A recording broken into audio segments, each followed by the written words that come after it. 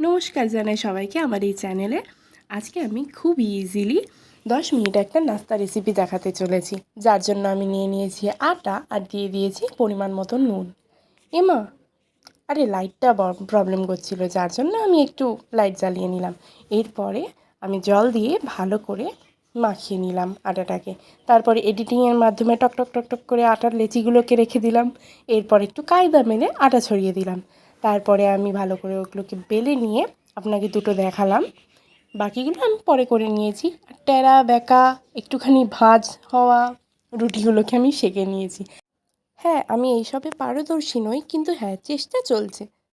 এরপর আমি একটা পেঁয়াজ কেটে নিয়েছি, পেঁয়াজের অর্ধেকটা কেটেছি, আর একটা লঙ্কা কেটে নিয়েছি, আর একটা ডিম ফাটিয়ে নিয়েছি, যার অর্ধেকটা আমি এখানে কড়াইতে দিয়েছি। কড়াইতে তেল গরম হচ্ছিল, সেই সিনটা আমি আর অত দেখাইনি, স্কিপ করেছি।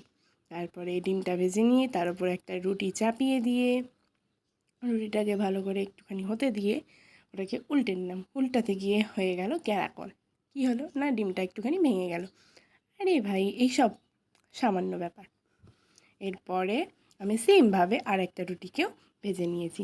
ভাজার পরে আমি একটা প্লেটের মধ্যে শসা, লঙ্কা আর পেঁয়াজ কুচি করে নিয়েছি, মানে গোল গোল করে কেটে নিয়েছি। আর লঙ্কাটা আপনারা স্কিপ করতে পারেন যদি বাচ্চাদেরকে দিতে হয় তো।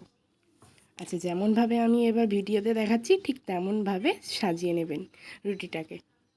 এরপরে এর ওপর আমি কেচাপ ছড়িয়ে দিচ্ছি। কিসের কেচাপ আমি অত জানি না, মাথাও ঘামাইনি। এরপরে এর ওপর আমি একটু জিরে গুঁড়ো, আমার ভালো লাগে টেস্টটা তাই দিয়েছি, আর একটু সামান্য নুন দিয়েছি। দেওয়ার পরে এর ওপরে একটু একটা রুটি চাপিয়ে দিয়েছি, যেটা সেমভাবে আমি ভেজে রেখেছিলাম, সেটা চাপিয়ে দিয়ে তারপর এটাকে আমি ছুরি দিয়ে কেটে নিয়েছি, 4 ভাগ করে নিয়েছি। আপনারা বেশি চাইলে বেশি ভাগও করতে পারেন, আমি 4টেই করেছি। এরপর আমাদের তৈরি হয়ে গেল 10 মিনিটের ইজি স্ন্যাক, আর এছাড়া দেশি স্টাইলে একটা স্যান্ডউইচ রেসিপি।